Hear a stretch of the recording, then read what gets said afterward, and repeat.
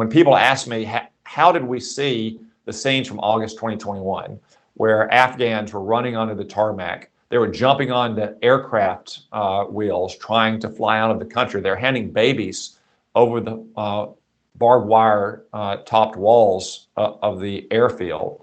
It's Joe Biden's rank incompetence that caused all that. We knew this was coming. He was warned that it was coming. He was warned by members of his own administration, warned by senior military officials, and he simply did not listen to them. In fact, just 5 weeks before the fall of Afghanistan, he was saying there was no way we would see a scene like we saw in Saigon in 1975, when we had to shamefully take off from our embassy in helicopters. That's exactly what we saw, and it was because of Joe Biden's weakness.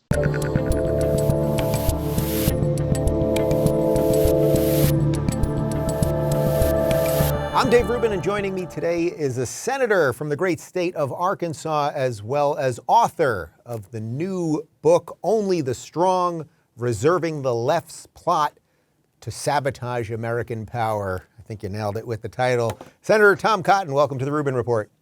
Hey, Dave, thanks for having me on. It's a real pleasure, and I look forward to talking to you about Only the Strong today. Well, I've wanted to talk to you for quite some time, and basically this book is a layout of an awful lot of the history of the lunacy that I've been fighting against on this show. So first off, what caused you to write this book? I mean, you're a senator, you're fighting the madness in D.C. all the time. What made you say, hey, I want to go back and look at where some of this came from and where it's going? Well, Dave, it all started last year in the aftermath of the Afghanistan fiasco. At first, I was astonished at Joe Biden's bumbling. Then my team and I spent a couple weeks in August trying to do everything we could to get Arkansans and other Americans out of Afghanistan. But as we reflected on it in the days after our departure from Afghanistan, I had so many people ask, how could this happen? How could we lose to a medieval band of savages? But it also went deeper to that, to things they had seen in recent years. BLM riders rampaging in our streets and tearing down statues of our heroes, trying to defund the police, and at least attacking the police when they couldn't defund them as somehow illegitimate. Calling America systemically racist and oppressive, which led to a crime wave all across our country. America being a laughingstock at the hands of our adversaries around the world. And at the bottom of all those questions, I thought, was, how did it get to this point?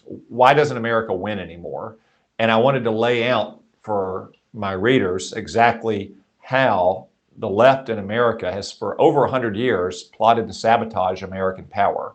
Now, I'm not claiming that liberals and Democrats are necessarily un-American or that they hate our country, although plenty are and plenty do. But at best, they're ambivalent about America. They're anguished about our past and uncertain about our future. And that's why they've taken the steps over the last 100 years that they have taken to weaken our military, to entangle us in a network of globalist international institutions, to bring American sources of energy offline while we make ourselves more dependent on China. All these steps are part of their effort to make America just another country, a more normal place that doesn't view itself as exceptional or special, or that has any special role attributed to it by God and by our founders. And I wanted to lay out that case in Only the Strong, as well as a roadmap for the future.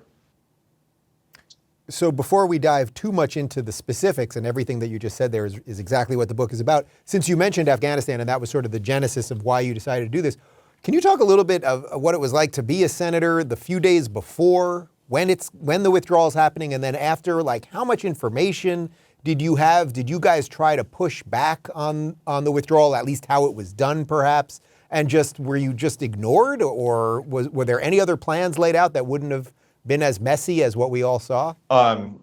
Yes, a lot of us did try to explain that what we saw in August was likely to happen.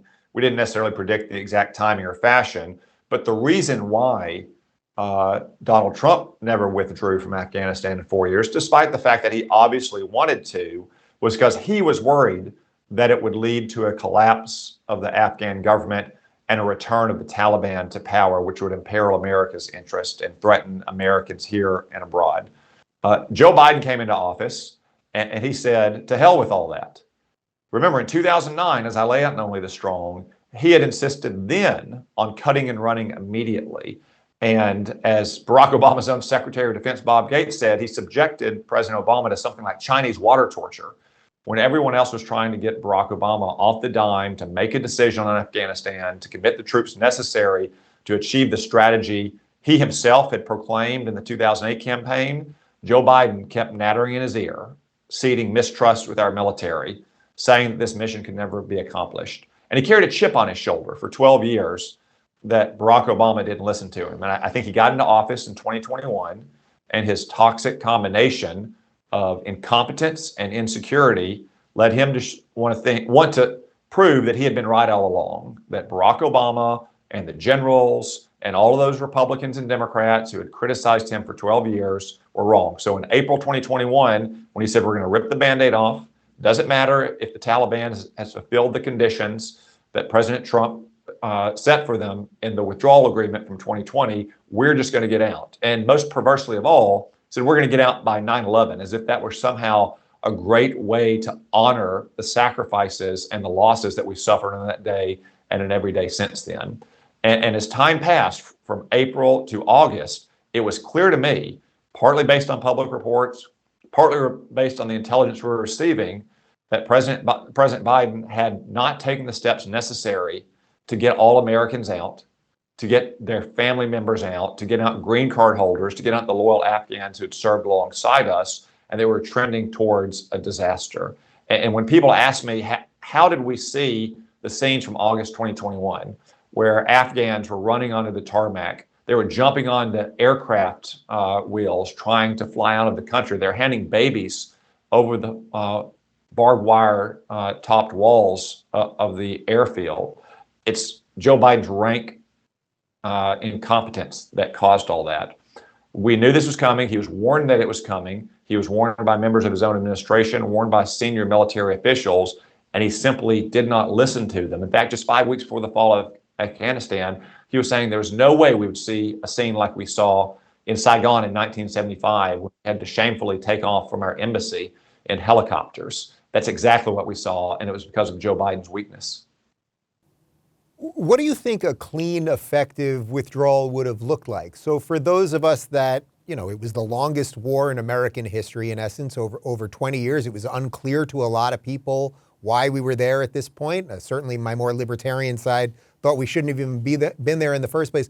But at some point, if you're going to wrap these things up, it seems like it always is going to be somewhat messy. What do you think a decent withdrawal actually would have looked like? Well, Dave, first I want to go back to the beginning of the Afghan war, which was almost universally supported in the Congress and by the American people, since that's the land from which Osama bin Laden and al-Qaeda had attacked us, having been given safe harbor by the Taliban. There's no question that we took a lot of twists and turns in Afghanistan, as we did in Iraq, that we shouldn't have taken. Our main interest in Afghanistan was to ensure that it couldn't be used as a training ground and launching pad for further attacks. Our interest there was not to try to remake Afghan culture. It wasn't try to improve literacy or bring economic development. All those are good things for the Afghan people, certainly, but it's not in America's core interest that those things happen. So there are many points along the way when we should have taken stock and said, we're no longer serving our vital national interest here. One was in 2009 and then again in 2011 when Barack Obama announced a new strategy but telegraphed that he wasn't committed to it. I'd been there right before that announcement. I'd heard a lot from Afghans about their traditional proverb, you have the watches, but we have the time. Unfortunately, that proved to be right. What a final departure from Afghanistan could have looked like and probably should have looked like under the circumstances that President Trump and later President Biden inherited was ensuring that there was enough technical and logistical support to the Afghan army to make sure it didn't collapse. As I write in Only the Strong, President Biden didn't just withdraw our troops, he withdrew the Western mechanics and contractors that kept the Afghan Air Force flying. These kinds of troops, or even these kinds of civilian contractors, they're not frontline trigger pullers, they're not door kickers, they're not going out on raids against the Taliban, but their presence did give the Afghan army a lot of moral support, a lot of material support that would have allowed them perhaps to maintain conditions across the country that would have forced the Taliban to negotiate some kind of political outcome, as opposed to enable the Taliban to seize the entire country in a span of just a few weeks last summer. Do you know if Biden had anyone in his ear? I mean, look, he's probably not going to listen to Tom Cotton, but do you know if he had anyone in his ear in the administration that was going, hey, Joe, this thing is not going to go as planned. We're going to get horrific images. They're going to take all our weapons, et cetera, et cetera. He did, almost everyone, frankly. Certainly his uniformed military leaders, but also a lot of his fellow Democrats, the people he appointed to high positions. Look, they wanted to get out of Afghanistan just like Donald Trump, just like Barack Obama before him, but they also knew the dangerous consequences that would follow if we did what Joe Biden did, which is simply pull up stakes without any plan to keep the country and the government stable there. And it's not just Afghanistan. You saw within weeks of the withdrawal from Afghanistan, Vladimir Putin beginning to marshal troops on the border of Ukraine. There's a dangerous Afghan effect now, just like there was a dangerous Vietnam syndrome after Vietnam that will reverberate and harm our country's interests at least as long as Joe Biden is president. If you're looking for more honest and thoughtful conversations about politics instead of nonstop yelling, check out our politics playlist. And if you want to watch full interviews on a variety of topics, watch our full episode playlist all right over here. And to get notified of all future videos, be sure to subscribe and click the notification bell.